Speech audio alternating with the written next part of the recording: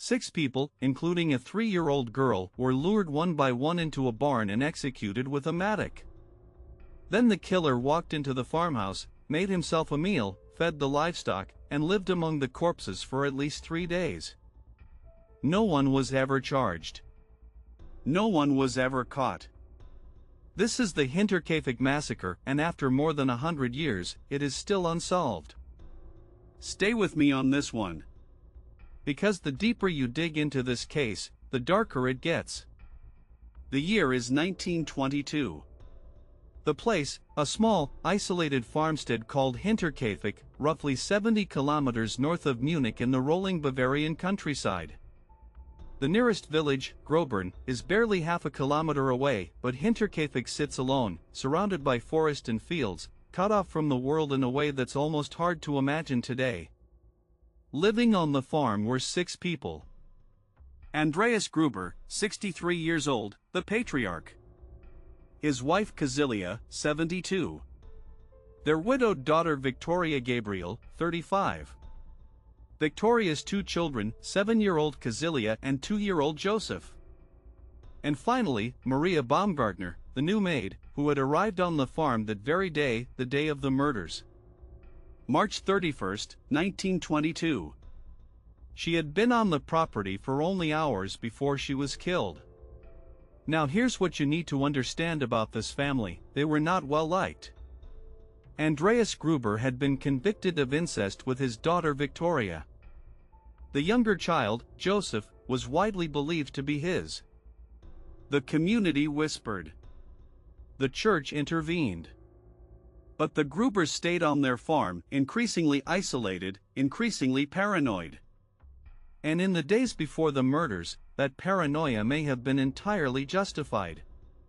Because something was already very, very wrong at Hinterkaifeck. 6 days before the murders, Andreas Gruber told neighbors something chilling. He had found a set of unfamiliar footprints in the snow. They led from the edge of the forest directly to the farm, but they did not lead back. Whoever had come out of those woods was still on the property. Gruber also reported finding a strange newspaper on the farm that no one in the household had purchased. And his house keys had gone missing days earlier. Think about that for a moment. Someone was watching this family.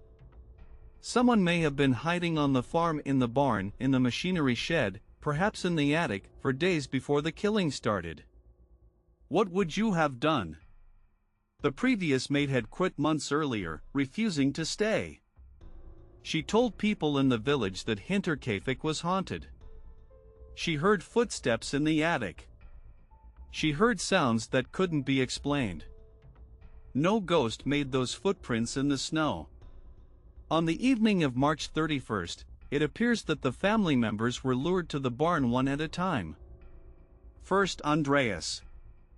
Then Kazilia the elder. Then Victoria. Then young Kazilia, who was only 7. Forensic examination later revealed that the little girl had torn out clumps of her own hair while lying in the barn, meaning she survived the initial blows and lay there, alive, in the dark, for hours. I need you to sit with that detail. Because the Bavarian police had to sit with it too. The murder weapon was a mattock, a heavy agricultural tool, like a pickaxe. Each victim was struck multiple times. After the 4 were dead or dying in the barn, the killer walked into the farmhouse.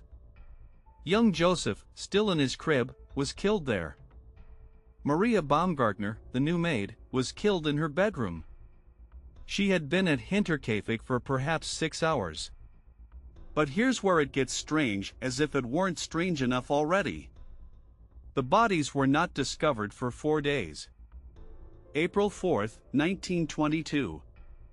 Neighbors finally went to the farm after the Grubers failed to appear in the village and young Kazilia didn't show up for school. When they arrived, they found something that defied every expectation. Someone had been living in the house after the murders. The livestock had been fed. Food had been eaten in the kitchen. Smoke had been seen coming from the chimney over the weekend. Whoever killed this family did not flee. They stayed.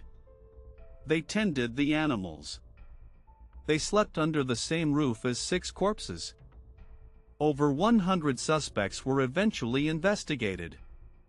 The list included neighbors, Carl Gabriel, Victoria's husband who had supposedly died in World War I, though his body was never positively identified, and various traveling laborers. In 1986, the Bavarian police reopened the case with modern forensic techniques. In 2007, students at the Fürstenfeldbruck Police Academy conducted a full re-investigation using criminal profiling methods. Both efforts ended without a definitive conclusion. And here's a detail that haunts investigators to this day: the skulls of the 6 victims were removed during the original autopsy for forensic analysis, and they were lost. Some reports say they were sent to a clairvoyant. Others suggest they were destroyed during World War II when Munich was bombed. Either way, critical forensic evidence that modern DNA analysis could potentially use is simply gone. The farm itself was demolished in 1923. The site is now a small memorial with a simple marker. There is nothing left to examine. So who did it? Theories have circled for a century. Some investigators believe it was a neighbor with a financial grudge. Others point to the incest scandal and suggest a member of the extended community enacted what they saw as moral justice. The Carl Gabriel theory, that Victoria's presumed dead husband returned from the war and discovered Joseph, the child born of incest, is dramatic but largely unsupported. Some profilers from the 2007 investigation lean toward a suspect who lived close to the farm, someone who knew the family's routines, someone comfortable enough on the property to hide there for days. But none of it has ever been proven. Not once. Not in over 100 years. Here's what keeps me awake about this case. It's not just the brutality. It's the patience. Whoever did this watched the farm. They hid on the property. They waited. They killed 6 people methodically, one by one. And then, instead of running, they stayed. They fed the cows. They ate bread in the kitchen. They existed in that house, surrounded by death, as if it meant nothing. What kind of person does that? What were they waiting for? Were they looking for something? Were they savoring what they'd done? Or were they simply so disconnected from the horror of it that the presence of 6 bodies didn't disturb their routine? We will likely never know. The skulls are gone. The farm is gone. Every suspect from the original investigation is long dead. The Hinterkaifeck murders exist now as a wound in history that refuses to close, a crime so meticulous and so merciless that even the passage of a century hasn't dulled its edge. Someone out there, in 1922, walked away from that farm and lived the rest of their life carrying this secret. They died with it. And they took the answer with them into the ground. Do you think the truth is still findable? Or are some crimes simply meant to stay in the dark? Let me know in the comments. If this case unsettled you the way it unsettled me, do me a favor, hit subscribe and turn on notifications. Obscura Files covers the cases that history tried to bury, the ones that don't have neat endings, the ones that leave you staring at the ceiling at 3 in the morning. If that's your kind of darkness, you're in the right place. I'll see you in the next one.